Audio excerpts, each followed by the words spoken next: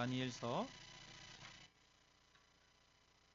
6장 19절에서 28절까지 말씀.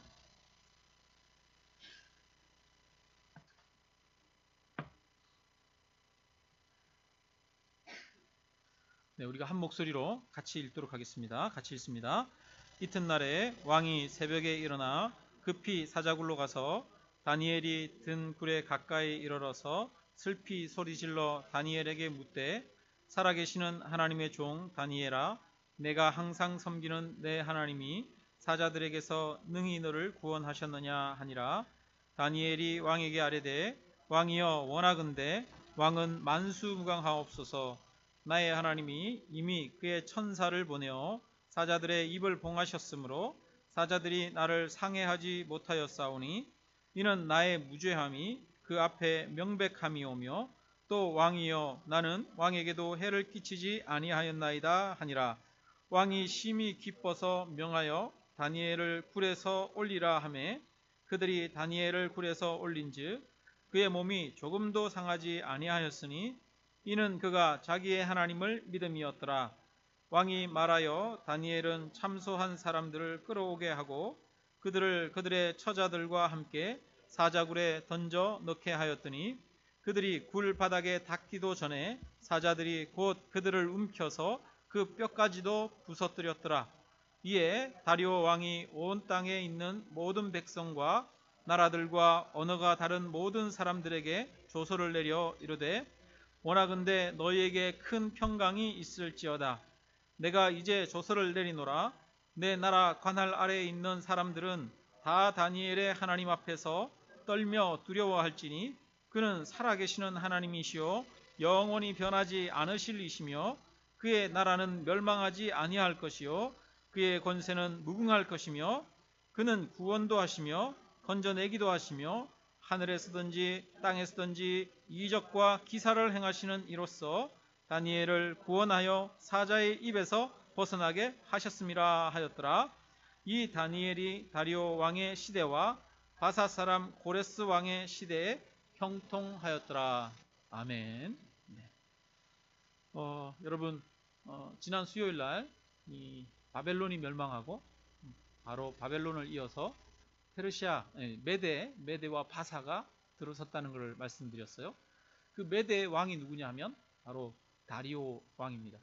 그리고 그 다리오 왕 이후에 고레스 왕까지 이 다니엘이 총리로 지내고 또 그가 형통케 되어지는 것을 볼 수가 있습니다. 굉장히 입지전적인 인물이죠. 바벨론에서도 형통하고 메대와 바사에서도 형통했던 그런 놀라운 사람인 것을 보게 됩니다. 여러분, 근데 이제 이 다리오 왕이 다니엘을 총리로 삼았어요. 그 중에 총리들 중에서도 으뜸으로 삼았더니 많은 사람들이 이 다니엘을 시기했습니다. 그래서 어떻게 하면 다니엘을 넘어뜨릴까 고민하다가 찾은 것이 아무것도 없었어요. 먼지를 털어도 먼지가 안 났어요. 그래서 뭐 비리나 이런 게 있었으면 그런 걸 가지고 고발해서 넘어뜨릴 수 있었을 텐데, 그런 것이 없으니까 이제 억지로 흠을 잡기 위해서 한 법령을 만들죠. 그래서 앞으로 30일 동안 다리오 왕 외에는 다른 왕이나 다른 신에게 구하는 자는 다 사자굴에 던져 넣도록 합시다, 이렇게 말하는 거예요. 아마 이 다리오 왕이 그 제안에 솔깃했던 것 같아요. 그리고 왜 솔깃했을까요? 바벨론을 무너뜨리고 그 나라를 이제 이어받았잖아요. 그러면 새로운 나라가 들어섰으면 새로운 충성을 받아야 될 거 아니에요, 그죠? 충성 맹세를 해야 될 거 아니에요. 다리오 왕으로서는 여전히 사람들이 바벨론을 섬기고 자신에게 충성하지 않을까봐 두려워하는 마음도 있었겠죠. 그러던 마당에 신하들이 왕 외에는 다른 신이나 사람에게 구하지 못하게 합시다, 이렇게 얘기를 하니까 그야말로 절호의 찬스. 신하들도 다 동의하고 왕권을 강화하고 모든 사람들이 무릎 꿇게 할 수 있는 찬스였던 것 같아요. 그래서 거기에다가 도장을 찍습니다. 조인을 하는데, 근데 문제가 된 사람이 한 명 있어요. 누굽니까? 다니엘이죠. 다니엘은 그 조서에 이 도장이 찍힌 걸 알았을까요? 몰랐을까요? 알았겠죠. 왜냐하면 총리로서 그 나라의 국사를 관장하는 데 있어 법률이라든가 새로운 규례가 중요하잖아요. 법률이나 새로운 규례를 가장 먼저 적용하고 실행하는 사람이 누구예요? 다니엘이잖아요. 그러니까 다니엘이 이 조서의 명령을 몰랐을 리가 없는 거예요. 다니엘은 이 명령을 알았습니다. 그런데도 불구하고 그는 하루에 3번씩 기도를 했습니다. 한번 이 다니엘의 생활을 한번 생각해 봅시다. 여러분, 다니엘이 그 나라, 이 페르시, 이제 바벨론을 메대가 이어받았으니까 바벨론보다 더 큰 제국이었거든요. 이 바벨론보다 더 큰 그 제국의 총리로서 일을 했으면 여러분, 해야 할 일들이 얼마나 많았겠어요. 보고받아야 할 것들이 얼마나 많았겠습니까? 아마 그는 업무 시간이 항상 초과하고 만나야 되고 또 대화 나누어야 할 내용들이 굉장히 많았을 것 같아요. 근데 그런 중에도 그가 하루에 몇 번씩? 3번씩 아침, 점심, 저녁으로 꼭 시간을 내서 기도하는 생활을 했다는 거예요. 쉬운 일이 아니죠, 여러분. 우리가 점심때 이렇게 짬을 내서 뭔가 정기적으로 매일 어떤 같은 것을 하기가 참 쉽지 않죠. 어떤 변수들이 생길지 모르거든요. 그런데도 바쁜 업무 중에도 그는 기도하는 삶을 살았다는 겁니다.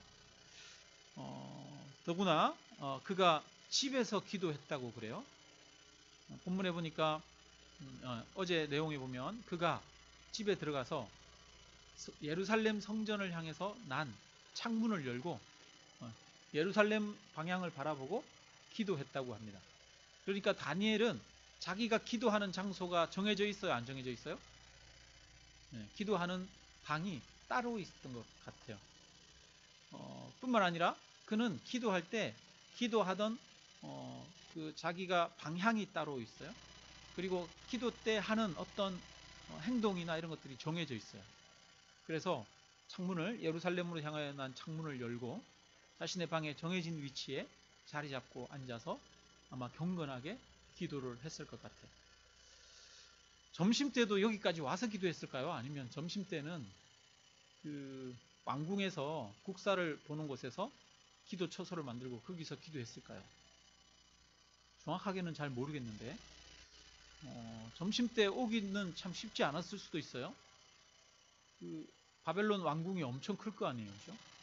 그 궁 안에 자기 집이 있으면 괜찮겠지만 왕궁 안에 없으면 그 바깥에까지 나와서 자기 집에 가서 기도하고 다시 국사를 보러 오후에 들어가야 될 거 아니에요. 점심 때는 사무실에서 기도 처소를 만들었을 수도 있고 어떤지는 모르겠지만 그는 항상 이 아침과 저녁은 예루살렘 쪽을 향해서 난 문을 향해서 기도했던 것을 보게 됩니다. 매일 똑같은 걸 하는 거죠. 아침, 점심, 저녁. 여러분, 아침, 점심, 저녁 기도하면 기도 내용이 많이 다를까요? 같을까요? 그죠? 아침, 점심, 저녁 기도했는데 여러분, 매일 새로운 게 있었을까요? 없었을까요? 기도하는 사람들은 매일 새로웠을 수도 있어요. 그죠? 네. 근데 우리가 생각하기에는 뭐 매일 새롭겠나 싶기도 하죠. 여러분, 안 그렇습니까? 어떤 분이 그러더라고요. 어떤 분이 신앙생활 별거 있나요? 어제 했던 거 또 하는 거죠. 네. 이번 주에 했던 거 다음 주에 하고. 네. 여러분, 사실 그래요, 안 그래요? 우리는 한편으로는 뭔가 새로운 걸 바라잖아요, 그죠? 오늘도 내게 하나님의 특별한 은혜가 임하고 성령의 기름 부으심 임하고 새로운 체험을 하기를 원하고 또 새로운 깨달음을 얻기를 원하고 새로운 말씀 얻기를 원하고 받기를 원하고 이런 뭔가 항상 새로움에 대한 갈급함과 추구가 사실 우리의 신앙 가운데 있는 것 같아요. 있는 건데 여러분 가만히 보면 우리의 평생의 이 신앙생활이 그죠? 매주 주일날 되면 예배 드리러 가서 교회에서 예배 드리고 그 말씀에 뭐 새로운 거 있나요? 성경에 보면 해 아래 새 것이 없다고 그러잖아요. 다 과거에 있었던 거 아닙니까? 있었던 옛 과거를 가지고 우리 기도하는 거잖아요. 사도신경 했던 거 매일 하고 또 하고 또 하고 주기도문 했던 거 또 하고 또 하고 계속 그러잖아요. 여러분, 그러나 했던 거 똑같이 하는 게 한편으로 은혜인 줄로 믿습니다. 했던 거 또 하고 또 하고 또 하는 게 능력인 줄로 믿습니다. 여러분, 했던 거 지겨운 거 그거 또 하는 게 능력이에요, 여러분. 그래요, 안 그래요? 그래요. 네. 기도 자리에 금요일마다 뭐 특별한 거 없는데 금요일마다 나와가지고 기도한다고, 나라를 위해서 지난주에 했던 그 기도, 네? 위정자들을 위해서 기도하고 남북의 통일을 위해서 기도하고 했던 기도 또 하는 거, 여러분 지겨우십니까? 좋으십니까? 여러분, 좋기를 주님의 이름으로 축원합니다. 했던 거 또 해도 여러분 그게 좋아야겠죠. 그리고 우리 앞으로 80이 되고 90이 되고 그래도 계속 해야 되는 신앙생활이잖아요. 그렇잖아요. 그죠? 여러분, 매일 밥 먹으면 질립니까? 안 질립니까? 하루에 3끼 밥 드시잖아요. 그죠? 2끼 드시는 분도 계시고. 네. 먹었던 밥인데 왜 또 먹어요? 그죠? 먹었던 밥인데, 똑같은 밥인데 또 밥 먹잖아요. 김치 여러분 물립니까? 안 물립니까? 그렇게 먹었던 김치 계속 먹잖아요. 그죠? 우리가 그렇게 드리는 예배, 그렇게 드리던 기도, 예, 김치 먹듯이, 밥 먹듯이 매일 하는 그런 은혜와 축복이 있기를 주님의 이름으로 축원합니다. 여러분, 가만히 보니까 다니엘 학습법 뭐 이런 그런 광고가 있어요. 그 극동방송 듣다 보면, 예, 다니엘 학습법이라고 하면서 그 학습법을 만들고 또 실제로 그런 학원이나 아니면 그 기숙 학교 이런 것들을 운영하는 그런 곳들이 있더라고요. 다니엘이 워낙 뛰어나고 총명한 자니까, 영감이 넘치는 자였으니까 그 다니엘을 보면서 다니엘 학습법이라고 하는 그런 거를 만들어 가지고 그렇게 학습하고 있어요. 여러분, 다니엘 학습법 중에 뭐 특별한 거 있습니까? 없습니까? 성경에 나와 있는 거 쭉 보면 여러분, 다니엘이 뭐 특별한 거 있어요? 없어요? 없어요. 다니엘 없어요. 특별한 거. 다니엘 특별한 것 중에 보면 하루에 3번 기도했더라. 다니엘의 행동 중에 아주 특별한 거는 하루에 3번 기도했더라는 거예요. 또 하나는 다니엘에게서 특별한 거는 뜻을 정하고 그 뜻을 행하더라 라는 겁니다. 그거 두 개 외에 다니엘 뭐 특별하게 다른 게 없어요. 여러분, 그러면 다니엘이 꿈을 해석하고 특별한 지혜와 총명이 있었는데, 다니엘의 그 특별한 지혜와 총명이 어디서 온 것일까요, 여러분? 물론 하나님이 은혜로 그에게 주셨을 겁니다. 그러나 은혜로 그에게 주셨을 뿐 아니라 그가 그런 하나님의 은혜를 받기에 충분한 그런 그에게 어떤 행위나 방법이 있었다면 그게 뭘까요? 우리는 성경을 이렇게 뒤질 때 찾을 수 있는 것은 첫째는 하나님의 은혜고, 둘째는 다니엘이 기도했더라 라는 것밖에 없어요. 그렇지 않습니까? 다니엘의 총명과 다니엘의 지혜, 다니엘의 형통은 그가 하루 3번씩 하나님 앞에 나아가서 끊임없이 기도하는 것을 통해서 하나님이 주신 축복이었을 것을 우리는 추측할 수 있습니다. 여러분, 우리의 총명이, 우리의 지혜가 어디서부터 생겨날까요? 하나님은 기도하는 자에게 지혜와 총명의 은혜를 주시는 줄 믿습니다. 그렇게 되기를 주님의 이름으로 축원합니다. 여러분, 그리고 또 하나는 다니엘이 이 기도의 골방을 가졌다는 거예요. 그렇지 않습니까? 자기 집에 기도하는 다른 기도의 처소를 가졌습니다. 뿐만 아니라 어쩌면 그가 업무 시간 중간에 집에 와서 기도했을지도 몰라요. 그렇다면 그는 정해진 처소에서 항상 기도하기 위해서 애썼다는 걸 알 수가 있어요. 바라기는 우리에게도, 저와 여러분에게도 이 기도하는 골방, 기도하는 처소가 있기를 주님의 이름으로 축원합니다. 네, 여러분, 기도는 굉장히 큰 특권이잖아요. 네, 특권이죠. 여러분, 지금 딱 전화해가지고 문재인 대통령한테 통화하실 수 있는 분 있어요? 전화 통화하실 수 있는 분 아무도 없죠? 저도 못해요. 네. 만약에 문재인 대통령한테 전화를 딱 해가지고, 핸드폰으로 딱 해가지고 문재인 대통령이 딱 받았어요, 제 전화를. 저랑 5분 10분 잡담하고 통화를 해요. 여러분, 그러면 저에게 있어서 그것은 엄청 특권입니까? 특권 아닙니까? 엄청난 특권이잖아요. 그죠? 근데 저와 여러분은 누구하고 통화해요? 하나님하고 통화하잖아요. 그죠? 기도하는데 하나님하고 통화할 수 있잖아요. 얼마나 큰 특권입니까? 근데 우리는 너무 흔하고 너무 쉽게 할 수 있는 것은 특권처럼 여기지 않아요. 그렇잖아요. 하나님은 무소부리하시잖아요. 부재하시잖아요. 어디에서나 계시잖아요. 그래서 우리는 어디에서나 기도할 수 있고 어느 때든지 기도할 수 있는데, 그렇기 때문에 오히려 더 귀하게 생각하지 않는 것 같아요.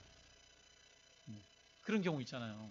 전화하려면 언제부터 언제 전화하세요, 이렇게 시간이 정해져 있는 경우가 있죠. 그죠? 그러면 우리가 예를 들어서 뭐 서비스 센터나 이런데 전화하면, 여러분 서비스 센터에 밤 9시, 10시에 전화할 수 있어요, 없어요? 네, 업무 시간이 아니오니. 네, 무슨 요죠? 평일날이라 그러나요? 9시부터 6시에 업무 시간 중에 전화하라고 그러잖아요.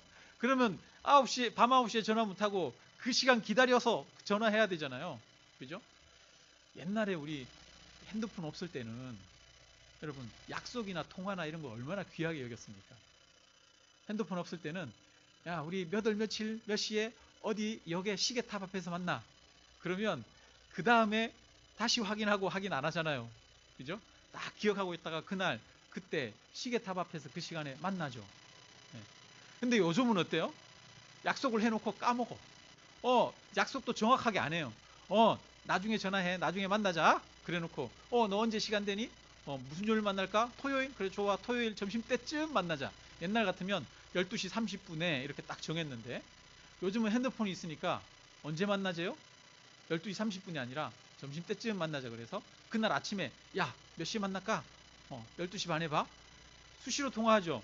그러다 보니까 요즘은 점점 더 사람들이랑 사람들이 서로 이렇게 약속을 잡아놓고 그 약속을 쉽게 변경하고 쉽게 깨트리는 것 같아요. 왜? 핸드폰 때문에 통화하기가 너무 쉬우니까. 통화하기가 어렵던 시절에는 한번 약속한 거에 대해서 굉장히 중요하게 생각했잖아요. 여러분 안 그랬어요? 그러셨죠? 마찬가지로 여러분, 만약에 우리가 우리에게 기도하는 게 굉장히 어려운 일이다.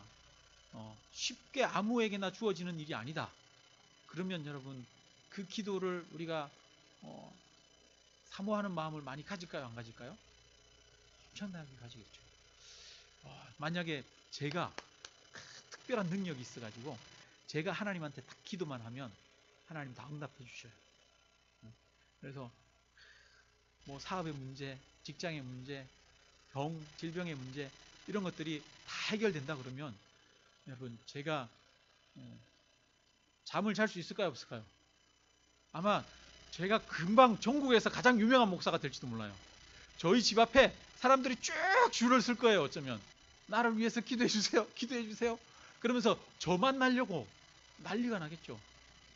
그럴까요, 안 그럴까요? 그럴 거예요. 아마 제가 저만 하나님 앞에 나아가서 기도할 수 있는 특권이 있다 그러면 저를 만나기 위해서 사람들이 다 난리가 날 거예요. 근데 저만 하나님을 만날 수 있는 특권이 있는 게 아니라 우리 모두에게 그런 특권이 있어요. 우리 모두에게 하나님을 만날 수 있는 특권이 있다 보니까 우리는 그 하나님을 잘 만납니까? 잘 안 만납니까? 잘 귀하게 생각 안 해요. 그렇죠? 사람은 흔한 것을 잘 귀하게 생각하지 못하는 그런 경향이 있는 것 같습니다. 물이 너무 흔해서 귀하게 생각하게 못하고, 공기가 흔해서 귀하게 생각 못하는 것처럼 우리도 우리에게 하나님께서 주신 기도할 수 있는 특권, 여러분 하나님의 자녀들만 하나님께 기도할 수 있잖아요. 하나님을 모르는 자들은 하나님께 기도할 수 없잖아요. 믿지 않는 자들은 예수 그리스도의 이름으로 기도할 수 없잖아요. 그러나 우리에게는 예수 그리스도의 이름으로 하나님의 자녀가 되어 아버지께 구할 수 있는 그 특권이 있는 줄 믿습니다. 자녀가 떡을 달라고 하는데 돌을 줄 부모가 어디 있고, 생선을 달라고 하는데 뱀을 줄 부모가 어디 있느냐? 하물며 하늘에 계신 너희 아버지께서 너희에게 좋은 것으로 주지 않겠느냐라고 말씀하셨습니다. 하나님은 저와 여러분의 아버지 되십니다. 아버지 되시는 하나님께서 저와 여러분에게 기도하라고 말씀하십니다. 구하라고 말씀하십니다. 하나님 앞에 구할 수 있는 그런 저와 여러분이 되기를 주님의 이름으로 축원합니다. 그리고 이제 여러분 그 다리오 왕의 이제 법령이 주어져요. 그럴 때 다니엘의 반응이 어떻겠습니까? 다니엘이 큰일 났네. 야, 이제 내가 잘못 기도하다가는 이제 사자굴에 던져지겠네. 그러면서 기도를 안 했습니까? 기도를 했습니까? 기도를 했어요. 그날도 여전히 그 법령을 듣고도 집에 가서 어디로? 예루살렘을 향해서 난 문을 열고 예전과 똑같이 기도했어요. 여러분, 그날은 문을 닫고 기도했으면 어땠을까요? 그래도 됐잖아요. 그래도 하나님 들으시잖아요. 근데 왜 그는 물러서지 않았을까요? 어쩌면 아마 온 나라의 사람들은 다니엘이 기도하는 걸 알았어요. 여러분, 다니엘을 음해해서 사자굴에 던져서 죽이려고 했던 사람들, 그 사람들은 다니엘이 기도하는 것을 문제로 삼아가지고 그를 없애려고 했습니다. 그 말은 무슨 말이냐면 그의 정적들조차 다니엘이 매일 문을 열고 기도한다는 걸 알았어요. 그렇다면 모든 유대인들이 다니엘이 기도한다는 사실을 알았을까요? 몰랐을까요? 모든 나라의 사람들이 기도한다는 걸 알았어요. 다니엘이 문을 닫고 기도할 수 있었을까요? 없었을까요? 다니엘이 문을 닫고 기도한다는 것은 한 발짝 물러선다는 거예요. 잘못된 명령, 하나님의 뜻에 어긋난 것 앞에, 불의 앞에 한 발짝 물러서는 거예요. 그리고 자기가 그렇게 물러섬으로써 다른 사람에게도 너네들도 물러서도 된다라고 하는 메시지를 주게 되는 거예요. 왜? 다니엘은 총리이기 때문에. 그만큼 높은 위치에 있는 사람에게는 책임이 따르는 거죠. 다니엘은 물러설 수가 없었어요. 그래서 예전과 똑같이 그대로 하게 됩니다. 여러분, 다니엘의 굉장히 큰 특징과 장점 중에 하나가 이 물러서지 않는 불굴의 신앙인 것 같습니다. 여러분, 한번 다니엘의 이전의 삶을 보십시오. 첫째, 다니엘이 바벨론의 포로로 끌려왔을 때 이 느부갓네살 왕이 주는 음식 앞에 그는 그 음식을 거절했습니다. 왜? 이 음식으로 인해서 나를 부정하게 만들지 않겠다. 나는 뜻을 정하고 나를 하나님의 율법에서 명하신 음식만 먹음으로써 나를 정결하게 하겠다라고 결단했습니다. 다니엘은 이 뜻을 정하고라고 하는 것을 여러분 일평생 이끌어가요. 그때만 뜻을 정해서 사는 게 아니라 다니엘은 일평생 하나님의 뜻 앞에 순종하고 불의와 죄악 가운데 물러서는 신앙이 아니었어요. 불의와 죄악 가운데에서 끊임없이 버티고 견디는 신앙이었어요. 그 이후에 보세요. 느부갓네살 왕이 꿈을 꿔요. 꿈을 꿨는데 한 높은 나무가 있는데 이 나무가 잘려지고 쓰러지고 그러는 꿈을 꿔요. 이 왕은 누구를 나타내는 거였어요? 느부갓네살 왕을 나타내는 거예요. 그 왕 앞에 가서 그 꿈을 해석해 줘요. 만약에 아첨하기 좋아하는 사람이었다면 그 왕 앞에 가서 뭐라고 그랬을까요? 이 꿈은 왕의 대적들을 향한 꿈입니다. 이랬겠죠. 근데 다니엘은 뭐라 그래요? 이 꿈이 왕을 향한 꿈이 아니라 바라기는 그 대적들에게 이루어지기를 바랍니다. 그러나 왕이 이런 일을 겪게 될 겁니다. 그러면서 그 왕 앞에서 그 왕이 나중에 왕권을 잃을 것에 대해서 예언을 합니다. 여러분, 왕 앞에 가서 그 꿈을 해석해 주면서 그런 얘기 할 수 있어요? 없어요? 못하는 거예요, 여러분. 저는 하물며 우리 성도님들 만났을 때도 제가 직언을 잘 할까요? 못할까요? 직언을 잘 못하겠더라고. 어렵더라고요. 쉬운 거 아니잖아요. 그죠? 근데 다니엘은 그렇지 않아요. 왕 앞에서도 직언하는 스타일이에요. 지난주에 우리 벨사살 왕에 대한 이야기를 했어요. 벨사살 왕의 꿈이 아니라 벨사살 왕이 환상을 봤는데 거기에 메네 메네 데겔 우바르신이라고 하는 글씨가 쓰여 있어요. 그 글씨를 다니엘이 해석합니다. 다니엘이 해석하면서 그 글씨를 뭐라고 해석해 줍니까? 메네, 왕이 하나님께서 세웠다, 왕을. 그리고 데겔, 하나님의 저울에서 부족함이 보였다. 우바르신, 당신의 나라를 나누어서 다른 사람에게 주기로 결정하셨다 라는 거였어요. 왕 앞에 가가지고 하나님이 보시기에 왕은 부족함이 보였습니다. 이제 왕의 나라는 끝이 나고 다른 사람이 세워질 것입니다. 왕 앞에 가서 이런 얘기를 해요. 여러분, 이 얘기 쉽게 할 수 있는 얘기예요, 못하는 얘기예요? 못하는 얘기예요, 여러분. 못하는 얘기. 그러나 그는 하나님께서 주신 하나님의 지혜를 가지고 그가 그것을 굽게 사용해서 이상하게 막 이렇게 하지 않았어요. 그는 정직하게 자기가 알고 있는 것에 대해서 말하는 사람이었어요. 그는 불의 앞에서 굽게 행하는 사람이 아니었어요. 그는 뜻을 정해서 곧게 가는 사람이었어요. 마찬가지예요, 여러분. 오늘도 기도하는 문제에 있어서 기도하는 자는 사자굴에 던진다고 그러는데 다니엘이 물러섭니까? 물러서지 않습니까? 다니엘은 물러서지 않아요. 물러설 수 없는 이야기예요. 하나님 앞에 어떠한 믿음을 가지고 어떻게 살아가느냐 문제이기 때문에 물러설 수 없는 이야기예요. 물론 다니엘이 그러면 뭐 다른 사람들 앞에서 함께 부드럽고 또 함께 또 다른 사람들의 입장이나 이런 것들을 고려하고 이렇게 안 하고 그냥 무조건 막 너무 절도 있는 이런 삶만 살았을까요? 그렇지는 않은 것 같아요. 총리가 되려면 여러분 얼마나 많은 사람들을 품어야 되겠습니까? 그죠? 다니엘에게는 아마 그런 많은 사람들을 품을 수 있는 그 품이 있었어요. 그러나 많은 사람들을 품을 수 있는 품이 있었지만 동시에 그에게는 뭐가 있었냐면 물러서지 않는 선이 있었다는 거예요. 하나님의 뜻에 합한 것이 아닌 것은 물러서지 않았다는 것을 우리가 기억할 필요가 있습니다. 여러분, 우리가 그러면 한번 생각해 봅시다. 다니엘이 이 문제 앞에서 물러섰다면, 사자굴에 들어가지 않기 위해서 창문을 닫고 기도했거나 아니면 그가 기도하는 것을 멈추었다면 그에게 문제가 해결됐을까요? 문제가 해결되지 않았을까요? 문제가 해결되지 않았겠죠. 왜냐하면 요번에는 30일 동안만 버티면 돼요.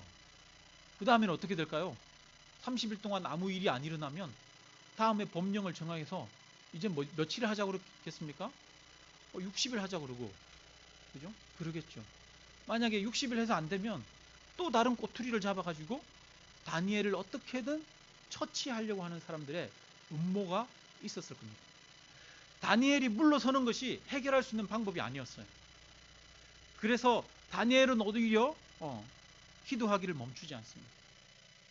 그는 자기를 향한 핍박에 대해서 맞서 섭니다. 근데 여러분, 이것이 근본적인 해결책이 돼요. 왜냐하면 다니엘이 이제 기도하는 것 때문에 잡혀서 사자굴에 던져졌잖아요. 사자굴에 던져졌는데 어떤 일이 일어났습니까? 밤새도록 이 다리오 왕도 그때서야 이제 후회를 하면서 다니엘을 염려해요. 그리고 다리오 왕이 그 다음날 아침에 딱 갔더니 가서 다니엘아 너 살아있냐? 물었더니 다니엘이 살아있어요. 그러면서 하나님이 밤새 나를 지켜주셨다고.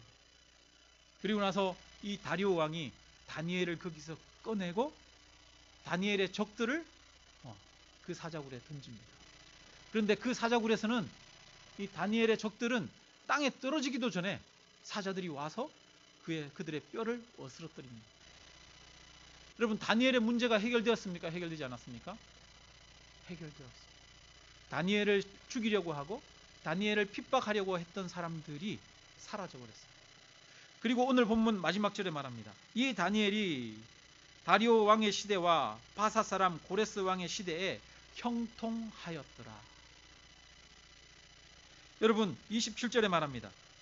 그는 구원도 하시며 건져내기도 하시며 하늘에서든지 땅에서든지 이적과 기사를 행하시는 이로써 다니엘을 구원하여 사자의 입에서 벗어나게 하셨음이라 하였더라. 여러분, 하나님께서는 사자의 입에서 다니엘을 벗어나게 하셨습니다. 그를 건져주셨습니다. 구원하셨습니다. 근데 여러분, 만약에 다니엘이 사자굴에 안 들어갔다면 어떻게 됐겠습니까? 다니엘이 사자굴에 안 들어갔다면 그를 하나님이 건져내실 수 있었겠습니까? 하나님께서 그의 적들을 없애버릴 수 있었겠습니까? 아니에요. 사자굴에 들어가는 자만이 그 사자굴에서 건져내시는 하나님의 은혜를 경험하게 되는 줄로 믿습니다. 여러분, 세상은 우리에게 유혹합니다. 세상의 방법을 따르라고 우리에게 압력을 행사합니다. 여러분, 우리가 한 발짝 물러서고 두 발짝 물러서고 세 발짝 물러서면 우리의 문제가 해결될까요? 그것이 아니라 우리가 물러서지 않아야 할 부분에 있어서는 당당히 서서 사자굴에 들어가기까지로 우리가 각오하고 나아갈 때 하나님께서 그를 사자굴에서 건지시는 하나님의 역사가 있는 줄 믿습니다. 여러분, 우리가 이렇게 하나님의 역사를 기대하면서 나아가는 그런 사람이 됩시다. 어떤 경우 그런 경우 있잖아요. 남편이 아내에게 교회를 못 가게 해요. 가끔 그런 상담을 하는 경우 있거든요. 목사님, 어떻게 해야 돼요? 그냥 집에서만 기도할게요. 집에서만 예배 드릴게요. 이러는 경우 있어요. 여러분, 남편이 너무 힘들게 하고 막 괴롭게 하니까 그렇게 해서 정말 물러서고 싶은 마음이 들 때가 있잖아요. 여러분, 혹시 우리는 무엇에서 물러서고 싶습니까? 우리가 세상은 우리에게 물러서라고, 우리의 고집을 포기하라고 할지도 모르겠습니다. 또는 어쩌면 오늘 또 금요일 날 기도에 오는데 아이고 가마로 이런 고민이 들었을지도 모르겠어요, 여러분. 네. 그런 여러 가지 유혹이 있고 또 불의와 부정을 행하라고 하는 그 세상의 유혹들이 있을 수 있습니다. 그리스도인은 세상이 미워한다고 그랬으니까 정말 우리가 그리스도의 말씀대로 살아가려고 애쓴다면 사실은 우리는 세상에서 많이 부딪힐 수도 있습니다. 그럴 때 어떤 사람은 이번은 돌아가, 한 발짝 물러서, 그게 지혜로운 거야, 다음을 도모하자, 이렇게 할 수도 있어요. 그러나 오늘 우리가 본문을 보면 죄악과 악 앞에, 불의 앞에 물러서는 것이 하나님의 방법은 아니라는 것을 알 수가 있습니다. 하나님의 방법은 불의와 죄악과 잘못된 것 앞에 사자굴에 들어가기까지, 우리에게 사자굴로 들어가라고 합니다. 그럴 때 하나님이 건져내시고 하나님이 이기게 하시고 그 사자굴이 새로운 통로가 되어서 새로운 형통의 길이 된다라고 우리에게 말씀하고 있습니다. 여러분, 사자굴이 없으면 그의 정적들은 제거되지 않았습니다. 다니엘이 사자굴에 들어갔기 때문에 그의 정적들이 제거되었습니다. 사자굴은 우리에게 새로운 길을 여시는 하나님의 방법입니다. 사자굴은 새로운 통로가 되는 줄 믿습니다. 새로운 구원의 길인 줄로 믿습니다. 그러므로 십자가야말로 우리에게 새로운 길입니다. 예수님 말합니다. 십자가를 지고, 자기 십자가를 지고 나를 따르라고 말합니다. 우리가 십자가를 질 때 하나님은 새로운 길을 여실 것입니다. 새로운 구원을 이루실 것입니다. 예수 그리스도는 죽기까지 십자가에 달리셨습니다. 그 십자가에 달리신 예수 그리스도를 하나님께서 구원하시고 부활케 하셨습니다. 그 부활의 역사와 그 은혜가 우리에게도 나타날 줄로 믿습니다.